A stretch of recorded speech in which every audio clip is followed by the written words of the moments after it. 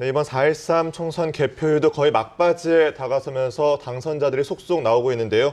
이와 관련해서 정치부 이준석 기자와 자세한 얘기 나눠보겠습니다. 이 기자, 일단 16대 총선 이후로 16년 만에 여소야대 전국이 열리게 됐습니다.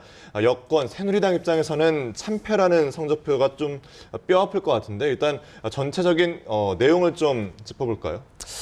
네, 저희 또 이 지금 개표 결과를 보고 나서 좀 충격적이다 이런 생각을 좀 하고 있는데 네. 정치적인 성향을 떠나서 저희가 예상했던 건 너무 좀 의외의 결과이기 때문에 그렇습니다. 저희 예상은 물론이거니와 이제 한 9시간쯤 지났죠. 지상파 방송 3사의 출구조사 결과도 조금 다르거든요. 물론 네네. 출구조사 결과의 레인지 범위 안에는 있습니다만 새누리당 같은 경우는 출구조사의 미니멈 굉장히 하단 쪽에 있고 더불어민주당은 최대치를 네네. 얻었거든요. 그러다 보니까 오히려 여소야대 전국이 열린 것은 물론이고 현재로서는 새누리당이 원내 제1당의 지위마저도 지금 흔들거리는 상황입니다. 네. 지금 개표가 97% 정도 진행됐거든요. 지역구 개표죠. 지역구 네네. 됐는데 지금 여기 스튜디오에 들어오기 직전에 보니까 더불어민주당이 예상 의석수가 123석이고요. 새누리당이 122석입니다. 그래서 한 석 정도를 오히려 더불어민주당이 네. 좀 앞설 것으로 지금 예상이 되는 상황인데 네. 아직 정당 투표는 아직 좀 개표 상황이 좀 진행되고 있고 지역구에서도 20곳 안팎 정도 막판쯤 접전이 계속 이어지고 있기 때문에 막판까지 과연 원내 일당을 새누리당이 유지하느냐 아니면 뒤집히느냐 네. 또 상황에 따라서는 동률이 될 수도 있고요. 그렇기 때문에 그것만 가지고도 좀 굉장히 의회 권력의 지형 변화를 굉장히 상징적으로 보여준다 이렇게 볼 수 있고요. 또 전체적으로는 새누리당 지금 122석, 최종적으로 어떻게 될지 모르겠습니다만 130석에도 못 미치는 정도의 어떻게 보면 참패다 이런 성적표를 받아들였고 더불어민주당은 아까 제가 출구조사의 거의 맥시멈이라고 말씀드렸는데 네. 120석, 새누리당과 엇비슷한 정도의 의석을 얻을 것으로 예상이 됩니다.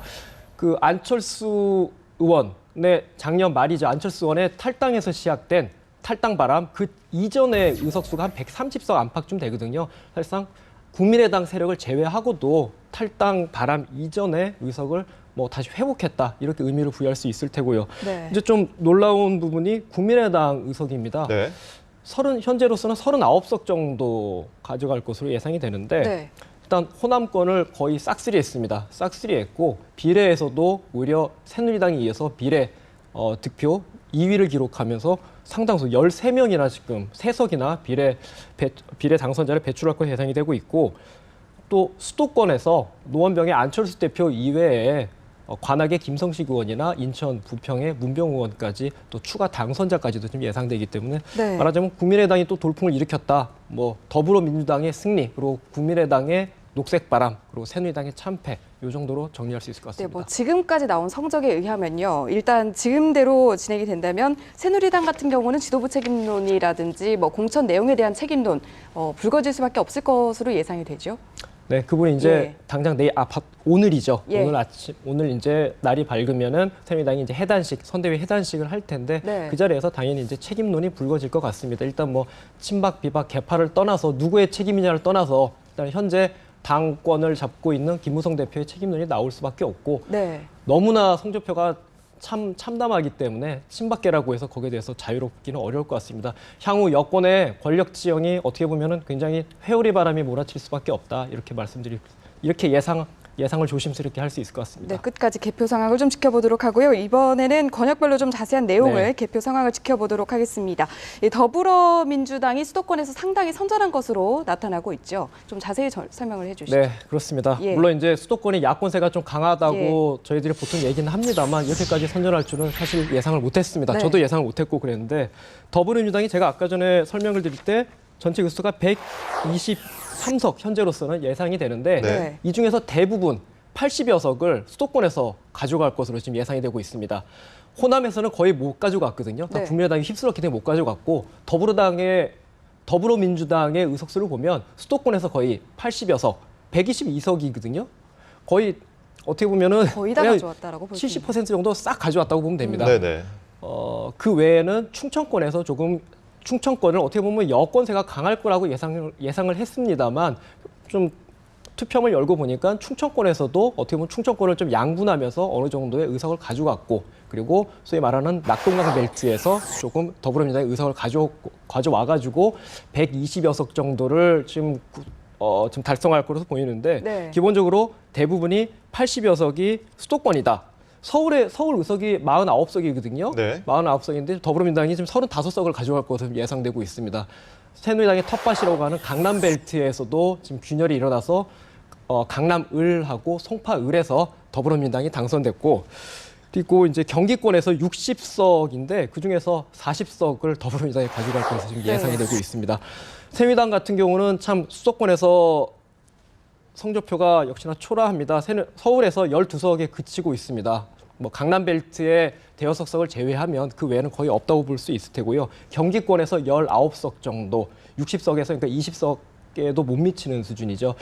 이제 수도권 지도로 보면은 서울 근교에 인구가 밀집한 지역은 말하자면 더불어민주당이 거의 다 가져갔고, 그 외에 좀 이제 농촌 지역이 되겠죠. 네. 수도권의 외곽 지역은 좀 그 지역을 중심으로 새누리당이 좀 가져간 것으로 보입니다. 인천 같은 경우는 그전에는 여야가 6석씩 나눠 가져갔는데, 이번에는 더불어민주당이 한 석 늘어난 13석 중에서 조금 더 많은 6석을 가져갈 것으로 좀 예상이 됩니다. 네, 더불어민주당이 예상을 뒤엎고 이렇게 120여 석을 확보할 것으로 지금까지 예상이 되는데, 말씀해 주신 것처럼 그 원동력이 이제 수도권에서 이제 네. 비롯됐는데, 마냥 좋아할 수만 없는 게 이제 호남에서 이제 녹색 바람에 완전히 전면을 당했단 말이죠. 이 부분은 지도부가 좀 어떻게 생각을 할까요? 이전에 문재인 전 대표가 호남을 찾아가면서 호남에서 자기의 정치 생명을, 호남 지지를 받지 못하면 자기 정치 생명을 걸겠다, 뭐 네네. 이런 식으로 네. 발언을 한 게 있기 때문에 좀 걸리는 부분이 있습니다만, 워낙 더불어민주당이 지금 성적이 좋기 때문에 일단 그 부분은 어느 정도 넘어갈 수 있지 않겠냐, 이런 좀 예상도 나옵니다. 네. 호남권에서 어떻게 보면 이번에 확인된 게 더불어민주당이 수도권에서 선전했다는 것도 있지만 후남권에서 국민의당의 지지세가 너무 강하다, 이런 것도 또 네네. 확인이 됐습니다. 광주 같은 경우는 8석을 다 국민의당이 다 휩쓸어 갔습니다. 더불어민주당 후보가 유일하게 당선될 거로 예상됐던 지역이 광산을의 이용섭 후보거든요. 이 지역도 국민의당 권은희 후보 당선으로 지금 확정이 돼서 네. 광주 8석이 싹 국민의당으로 갔고, 전남, 전북도 대부분을 더불어민주당에 가져갔습니다. 국민의당에 가져갔습니다. 네네. 전남 같은 경우에도 더불어민주당 이대호 의원 한 명만 당선됐고, 나머지 다 국민의당의 의석을 가져갔고, 나머지 한 석은 또 새누리당의 이정현 의원이 당선됐고요. 전북 같은 경우에도 더불어민주당의 이춘석, 안호영 의원을 제외하고, 또 이제 새누리당의 정운천 당선자가 나왔지만 그 외에 나머지 7석은 다 국민의당이 가져갔습니다. 네, 광주 쪽은 좀 뼈아프지만 오히려 부산과 경남, 이른바 낙동강 벨트라고 불리는 곳에서는 더민주 후보들이 좀 여러 당선이 됐죠. 네, 이 부분이 좀 여권, 특히 이제 부산권을 기반을 두고 있는 김무성 대표로서는 굉장히 뼈아픈 부분이 될 수 있을 텐데요. 네. 낙동강 벨트라고 하죠. 낙동강을 중심으로 있는 김해와 양산, 부산 사상, 이 지역을 얘기하는 보통 한 9개 정도 지역구가 됩니다. 네. 낙동강 좌우로 펼쳐져 있는데, 이 지역에서 이 지역은 어느 정도 제가 예상을 했습니다만 김해, 가부를 다 야당이 가져갔고요. 그리고 양산에서도 양산을을 좀 야당 쪽이 가져갈 것으로 예상이 되고 있습니다. 부산으로 넘어가서 또 사갑에서 최인호 후보가, 더불어민주당 최인호 후보가 당선이 됐고, 그 외에 꼭 낙동강 벨트 아니더라도 부산 내까지 야권 바람이 좀 불었습니다. 네. 이 지역은 이제 부산권에 이제 정치적 기반을 두고 있는 문재인 전 대표의 영향이 어느 정도 확인된 거 아니냐라는, 어떻게 보면 호남권에서는 문재인 대표가 국민의당 바람을 잠재우지 못했지만 네네. 부산권에서는 오히려 좀 더 동진하는, 야권에서 동진하는 효과가 있었다고 볼 수 있을 텐데, 북강서갑에서 전재수 후보가 당선이 됐고요. 그리고 남구을에서 박재우 후보가 당선됐습니다. 이 지역의 새누리당 후보가 박미식 의원하고 서영교 의원인데, 이 두 인사가 모두 김무성 대표의 측근 인사입니다. 네. 어떻게 보면은 여권 김무성 대표로서 굉장히 뼈아픈 부분이다, 이렇게 말씀드릴 수 있을 것 같습니다. 네, 대구 지역의 성적표도 좀 쭉 한번 훑어주시죠. 네, 대구 지역 같은 경우에는 좀 이제 8석이죠. 예. 12석이죠. 12석 중에서 새누리당 후보가 8석을 가져갔습니다. 네. 물론 이 지역이 좀 굉장히 요동쳤던 것이 무소속 유승민 후보 이제 오늘 당선이 됐습니다만, 네. 유승민 후보가 있었고, 또 유승민 후보와 이제 무소속 사실상 무소속 연대를 이뤘던 뭐 유성걸 후보라든지 권은희 후보, 네네. 이제 새누리당 권은희 후보 이렇게 있었는데 이 무소속 연대 중에서는 어떻게 보면은 유승민 후보만 나홀로 당선이 됐습니다. 나머지 권은희, 유성걸 후보는 떨어졌고요. 이제 대구는 아닙니다만 경남 밀양의 조혜진 후보도 이제 유승민 측근으로 분류되는 조혜진 후보도 떨어졌습니다. 이 지역에서는 오히려 유승민 바람보다는 야권 바람이 조금 더 강했습니다. 예. 김부겸 더불어민주당 김부겸 후보가 당선이 됐고 또 그리고 무소속 홍일학 후보도 당선이 이제 야권 출신이죠. 홍일학 후보도 당선됐기 때문에 저희가 이제 김부겸 후보가 당선될 거로 예상을 더불어민주당이 기대를 하면서도 김문수 후보가 결국은 쫓아와서 다시 역전하지 않겠냐라는 예상을 많이 했었는데 네네. 결국은 큰 스코어 차이로 김부겸 후보가 당선을 확정지었습니다. 네. 그것도 이제 홍일학 후보 무소속임에도 불구하고 홍일학 후보가 당선된 것도 좀 눈여겨볼 대목이다 이렇게 말씀드릴 수 있을 것 같습니다. 김부겸 후보 같은 경우는 여권의 텃밭에 이렇게 깃발을 꽂았다는 것 어떤 의미로 좀 풀어볼 수 있을까요? 정치부 취재기자로서 수많은 선거를 경험을 해보셨을 텐데 어떤 식으로 좀 풀어볼 수 이제 있을까요? 저희 김부겸 예. 후보를 얘기를 하면 항상 이제 예. 새누리당의 이정윤 후보와 더불어민주당이 이제 김부겸 후보를 동일선상에 그렇죠. 놓고 하는데 어떻게 보면 이제 이번에 이정윤 후보도 전남 순천에서 당선이 됐습니다만 네네.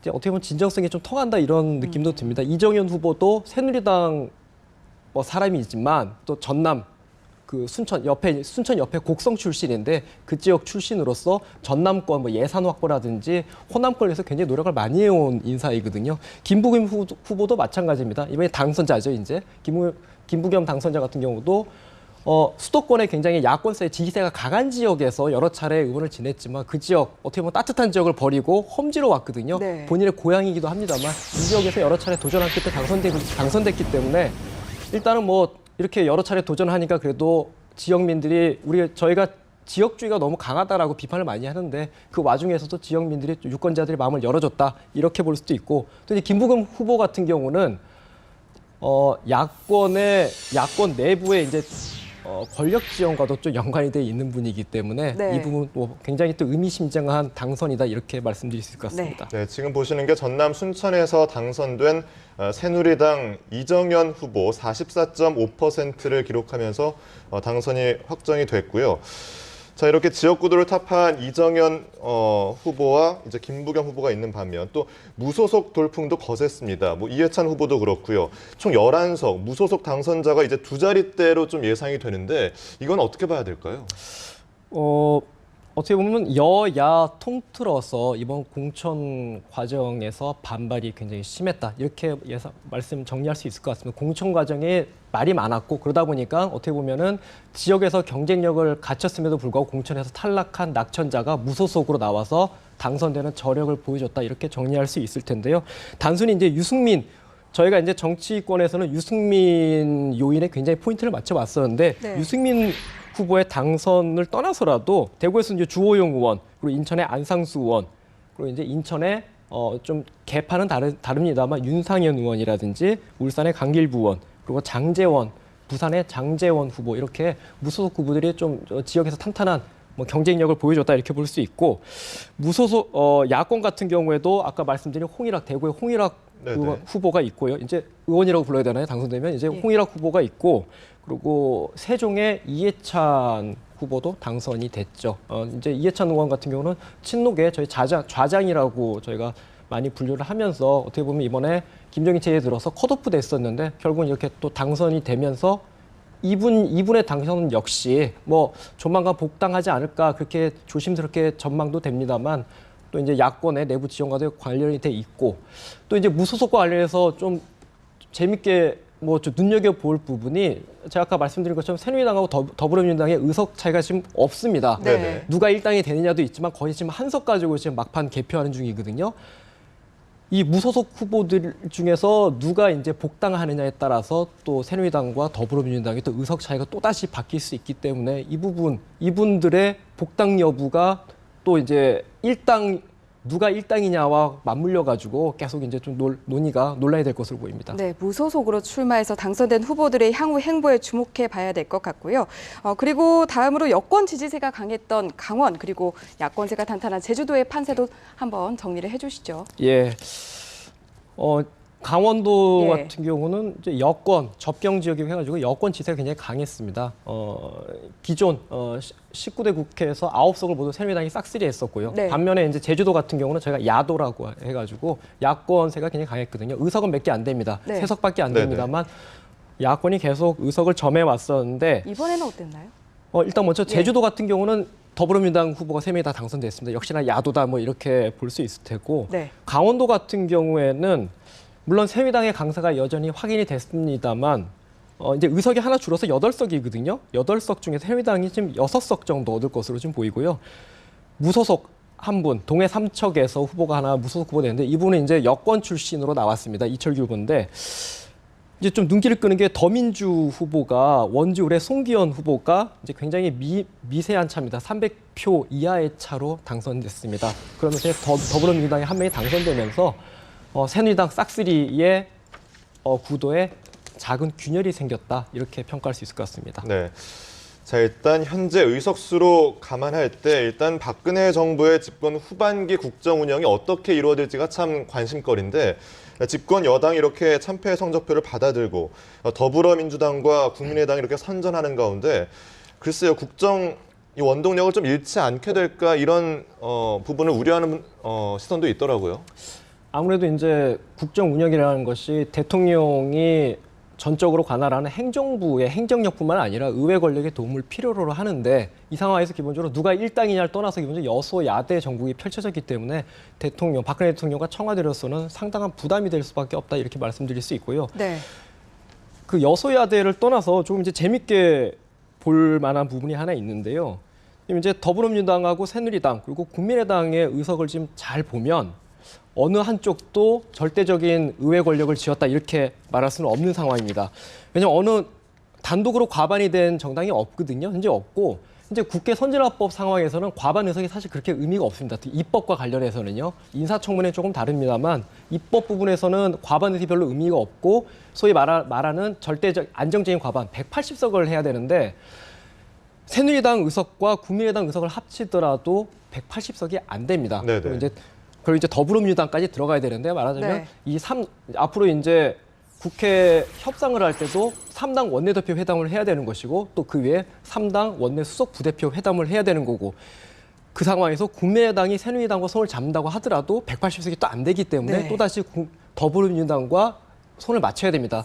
어떻게 보면은 기존의 19대 국회에서 국회 선진화법 때문에 각종 입법 처리가 지지분열했다 이렇게 얘기를 많이 하는데 이번에 지금 묘한 3당 체제가 확립되면서 20대 국회에서도 여야 협상이 어떻게 보면 굉장히 지난한 과정을 걸지 않겠느냐 이렇게 조심스럽게 예상을 해봅니다. 네, 국민의당의 선전이 여야 모두에게 시사하는 바가 크기 때문에 이런 부분들을 좀 무겁게 받아들여야 된다 이런 목소리가 나오고 있고요. 이제 총선 끝나고 당대표 선발 등 여러 가지 이제 준비에 박차를 가할 것으로 보이는데 앞으로 분위기 어떻게 흘러갈 것으로 보이는지 그 부분 끝으로 짚어주시죠.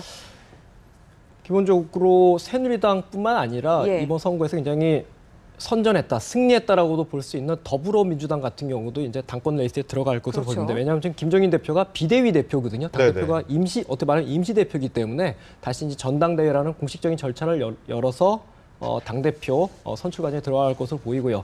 국민의당 안철수 대표도 새로운 전당대회 열겠다고 이미 입장을 밝혔기 때문에 서로 이제 표정은 다릅니다만 새누리당, 더불어민주당, 국민의당 모두 새로운 지도부 체제를 꾸리는 당권 레이스에 들어갈 수밖에 없다. 그렇게 말씀드릴 수 있을 것 같습니다. 네, 알겠습니다. 오늘 말씀 여기까지 듣겠습니다. 지금까지 정치부 이준석 기자와 얘기 나눠봤습니다. 고맙습니다. 고맙습니다.